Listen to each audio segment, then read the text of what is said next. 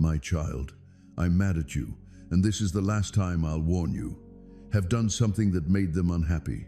Please listen for 11 minutes, child. If you don't answer this message again or leave it between, you will make another big mistake in your life. I'm going to tell you about that mistake, kid. But first, I want you to know that I see you. I can see how much you care about me by the truthfulness of your thoughts and the loyal love you have shown me. People know how loyal you are because of it. Your hard work has not been for nothing.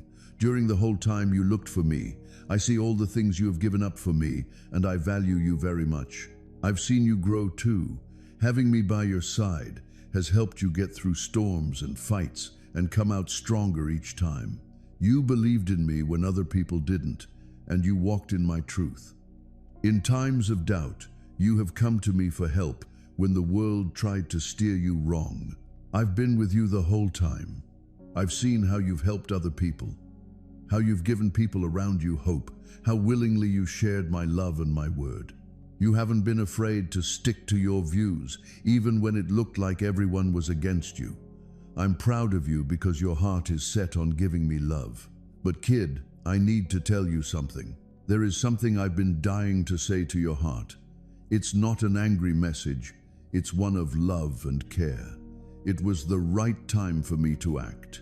Now I'm not here to judge you, but to lead you. Some things have been making my heart heavy. I need to talk to you about something. Even though you think it's not important, it's what has caused us to disagree. It's something I've seen. And I know that it doesn't show what's really in your heart. You have been honest. You have worked hard. But there is one easy thing in your life that you have already let grow. It's something I can't miss. Child, you see, it's not about the big things, the big movements, or the acts that you can see.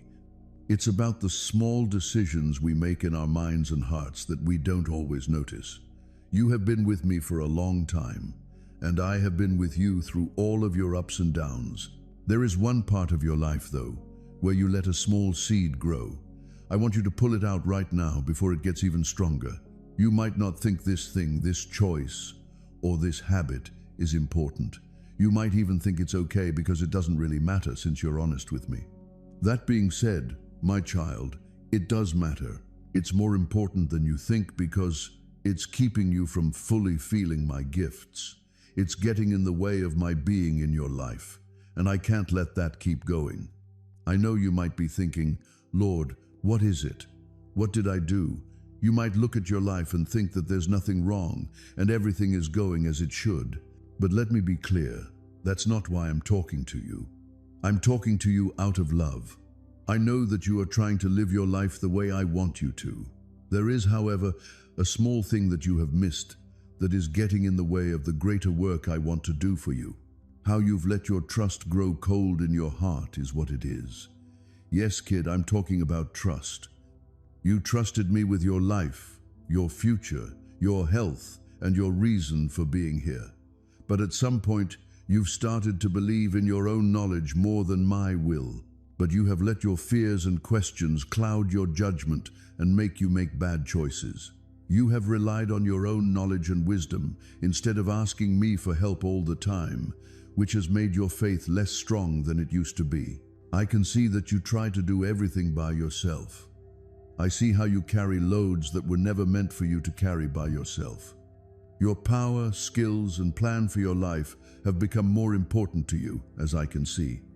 Your heart has even been able to question my goodness, my loyalty, and my time. This is what you think will keep you safe, sticking to your plans.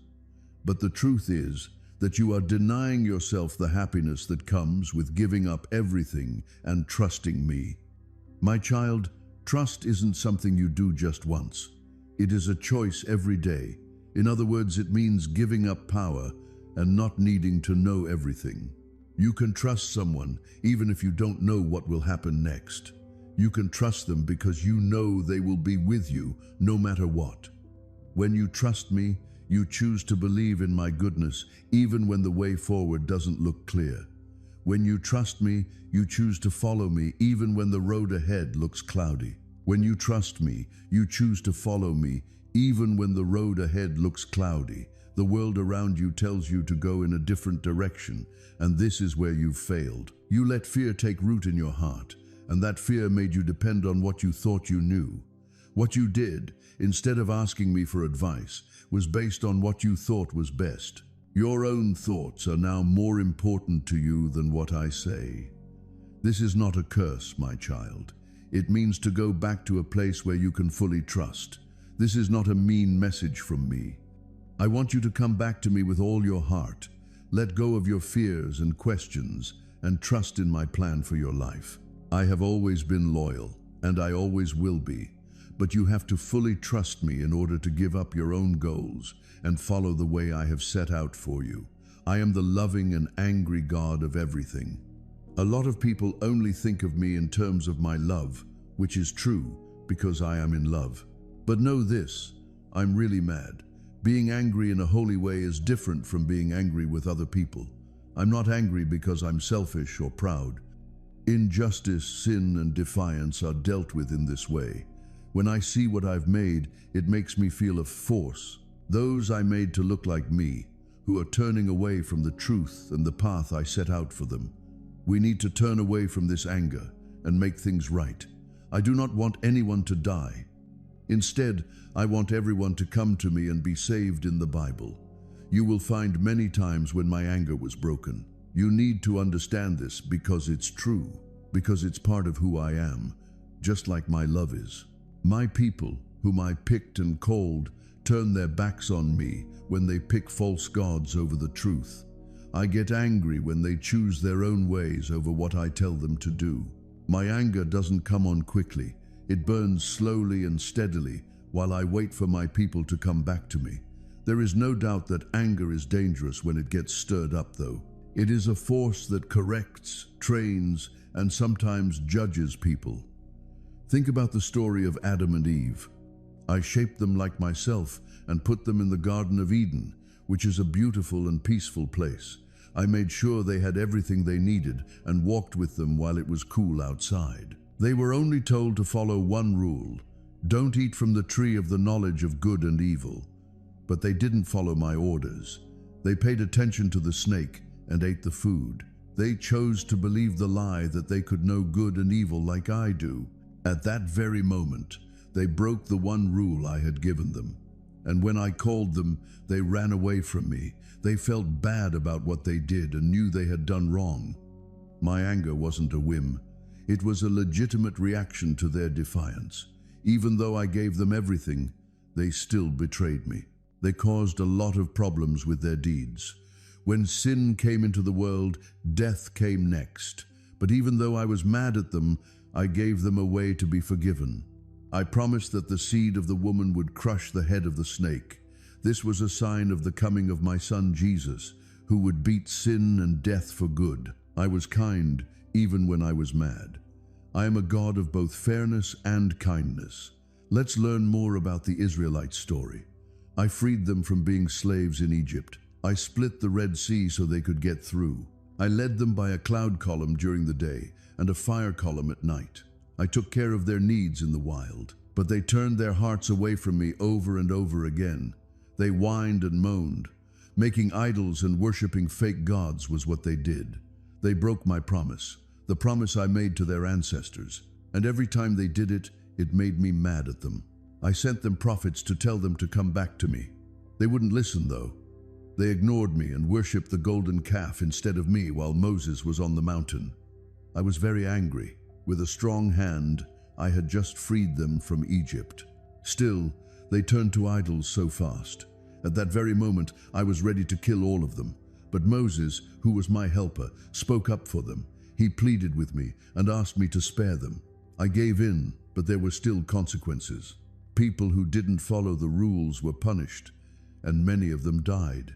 This shows both how angry I am and how kind I am. Even though I don't like sin, I'm ready to forgive my people when they come back to me. The Israelites didn't give up after the golden calf. They left me over and over again, and each time it made me angry that they wouldn't go into the promised land because they were afraid of the giants. I was mad. They had seen how great I was. Still, they didn't believe I could give them the land. I told them, I would keep my promise that no one from that age would come into the land. So I led them around in circles for 40 years, until the generation country that had thought twice and disobeyed had died. This made me mad that they didn't believe me. But I was still with them even in this. I took care of them. I sent them manna from heaven. I used the rock to get water for them. I led them by being there. I stayed true to them even when they weren't. It wasn't that I liked hurting them. I was mad because I wanted them to be honest with me, believe in my words, and follow the path I showed them. I wanted them to obey me, not give up their lives. Then there was the time when I was very mad at the people of Judah. They'd turned their backs on me and prayed to the gods of the other countries. They made my house dirty and my holy name unclean. Judah's kings were bad, and they led their people to worship false gods and sin. I sent prophet after prophet to tell them to turn away from their sins, but they wouldn't listen. It was funny to them when my agents brought bad news and when I warned them. What this did was make me angry, and I let them be captured. The Babylonians destroyed Jerusalem when they got there. The people were taken away into exile after the temple was burned down. This is what happened because they didn't follow the rules. But even after this verdict, I wasn't done with them. I told them I would bring them back to their land one day. I would fix them up. I did. When they got back, I told them to rebuild Jerusalem, the temple, and the worship of the real God. My anger didn't stop me from being kind. No, I didn't leave my people. Instead, I punished them so they could learn to trust me again. My child, you see, my anger is not the same as someone else's anger. That's why I'm mad. It doesn't come from resentment or self-interest. It comes from how holy I am. I will not stand sin. I will not stand sin. I will not stand sin. I will not stand sin. I can't let my people turn away from me without taking responsibility. I am patient, though. I'm hurting a lot. I give many chances to turn away from sin. I'm also ready to forgive when my people come back to me. There's a reason I'm mad. It's not meant to hurt, but to fix. It's not to punish, but to get people to change their minds and make things right again. How angry I am shows how much I love. I can't let my people keep sinning without doing something about it. It will cost me everything to lead them back to the truth and the road that leads to life. That's why I'm talking to you now, my child. You might be wondering what this has to do with you. You might think I'm not like the Israelites. I haven't made any statues or faith in fake gods. But I'm telling you this, I'm not just mad about the past. It is alive and well today, and it's aimed at all sin, rebellion, and turning away from my truth. It's possible for you, my child, to fall into the same trap the Israelites did. You might not be worshiping real gods, but what about the false gods you worship? What about the things you give me?